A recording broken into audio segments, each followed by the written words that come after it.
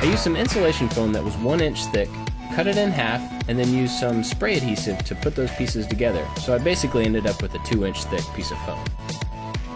On my X-Carve, I used the largest bit that I have, which was 1/4 inch, just to remove as much material as fast as possible. I ran the G-code that I had gotten out of Meshcam, and it started carving away.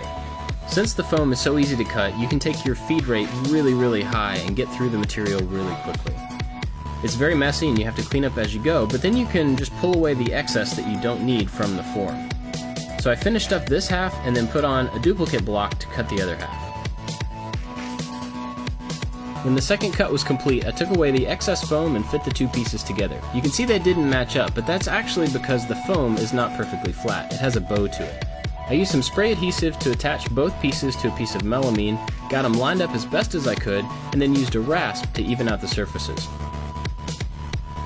Once it was nice and smooth, I covered the entire thing with packing tape, and this is to stop glue from tearing out the foam when I do the glue up in just a minute. I measured the surface from edge to edge, and then went through my plies, making sure to alternate grain direction. I cut these plies down to the dimensions of the length and the width to fit the form that I had made, and then I made a big sandwich with all the plies, using lots of glue on every layer and being sure to alternate grain direction. When they were all glued up, I used some packing tape just to hold the edges together because they had a bow to them. I set that on top of the form, centered it, and slid it into my vacuum bag. The nylon mesh goes underneath the valve to make sure that it doesn't get blocked so you can get all the air out.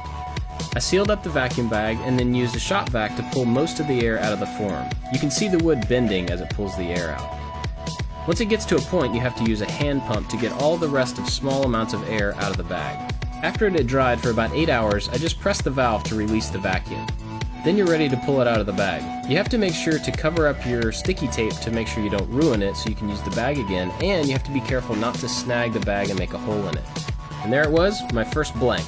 I removed the tape and then used a big piece of paper to make a template to go over the board so I could draw out the shape. I sketched out the shape and then refined it with straight edges and curves, and then went over it with the Sharpie. I flipped the paper over and transferred that same design to the opposite side. I drew a center line down the middle of the board with a pencil and then used some spray adhesive to attach my template. I used a bandsaw to cut out the shape, but you could also use a jigsaw and it would work just as well. Now I'm not great at following a line on a bandsaw, so I made a rough cut and then came back and trimmed off the excess. But even then it wasn't perfect, so I used the belt sander to just smooth out the edges and the curves. Once I had it in pretty good shape, I used an orbital sander just to smooth it out and round over the edges just slightly. As long as you don't use too much adhesive, the template should come right off. Then I just sanded both sides just a little bit. I used a chalk line to draw the center line on the bottom of the board, but don't do that, just use a pencil. What I did was really messy. But from there I could find the placement of the trucks and mark for their holes. I put a block underneath it to prevent blowout and then drilled through each one of those holes. The trucks go together really easily. You just put in 2 bearings into each wheel and then slide that over the end of the truck and tighten on a nut. This board is for my wife and she plays roller derby, so I wanted to make the board in her team colors and to have her roller derby name on it. I cut her name and some other graphics out on the vinyl cutter that I have, and then added a layer of transfer tape to the top of the sticker. This is like a layer of thin masking tape that you can put on top of a sticker so that you can transfer it to another surface. You lay it over and then cut out the individual stickers. Then you peel back the transfer tape and it pulls the stickers with it, lay it down on the surface you want, the stickers stay when you pull away the transfer tape again. Now I could have stopped there and just left stickers on the bottom of the board, but I actually wanted to use them as a mask. I used some really thin masking tape that makes it easy to draw curves with the tape, and just kind of made a random shape along the bottom of the board. The areas that I didn't want to paint I covered with blue tape on both sides of my design.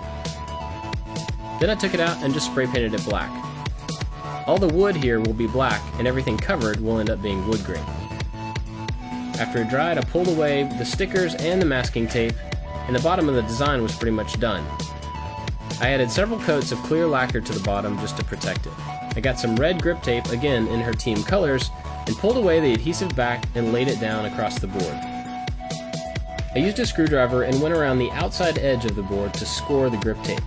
This makes a really clean line that you can then take a utility knife to and trim away the excess tape. I didn't do it perfectly, but you can luckily go back and trim it up. I poked through the bottom to make sure that the holes were aligned correctly with the truck holes, and then cleared them out from the top before putting in the screws and attaching the whole truck assembly. The trucks go on really easily, you just need a screwdriver and a ratchet. And after they're tight, the board was finished. Of course I had to test it to make sure it was safe for my wife. And it rides really great. That's it for this one, guys. Thanks for watching. I'll see you next time.